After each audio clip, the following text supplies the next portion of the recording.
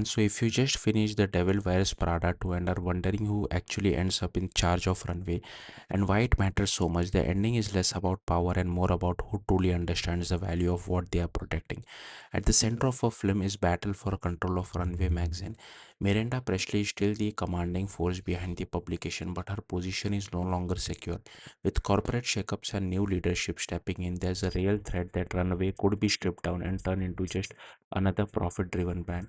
That's where Andy Shacks comes in, now more experienced and shaped by the harsh reality of modern journalism. Andy returns to Runway not just as an assistant but as someone trying to save it.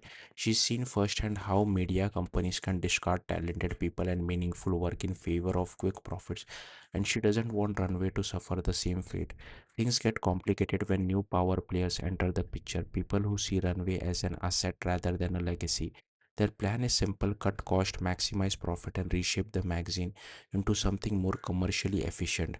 In other words, everything Runway was never meant to be.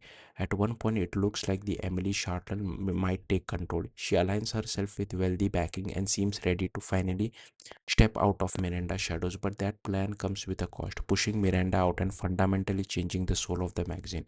The real turning point comes when Andy and Miranda, despite their differences, find common ground. They both realizes that Runway is worth fighting for not just as a business but as a cultural institution. Using their connection, they bring a new investor who actually respects what Runway represents. By the end of the film, Miranda remains in charge, and that decision is crucial. It's not just about keeping her in power, it's about ensuring that the magazine stays true to its identity. Miranda may be demanding and ruthless, but she understands fashion, storytelling, and the artistry behind the brand. She represents continuity in a world that's constantly trying to erase it. What makes the ending satisfying is that it doesn't just reward one person, it brings closure to everyone's journey.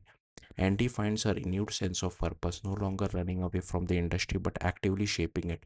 Emily, despite her failed uh, power move, gains something arguably more important: self-awareness and a genuine friendship with Andy. And Nigel finally gets the recognition he long deserved, stepping into the spotlight in a way that feels earned. Even the characters who lose the corporate battle don't really suffer. They move on, still wealthy and powerful, which subtly reinforces the film's message. They were never emotionally invested in Runway to begin with. At its core, the ending isn't about who wins the control of magazine, it's about who values it for the right reason. The people who see Runway as art, as culture, and as something worth preserving are the ones who succeed. The ones who treat it like a disposable business opportunity are left behind. And that's really what The Devil Wears Prada sequel is saying about today's world. In an era where creativity is often overshadowed by algorithm and profit margin, there's still power in people who care, people willing to fight for something meaningful. In the end, Runway doesn't just survive, it stays true to itself, and that's what makes the ending matter. Thank you for watching. Bye.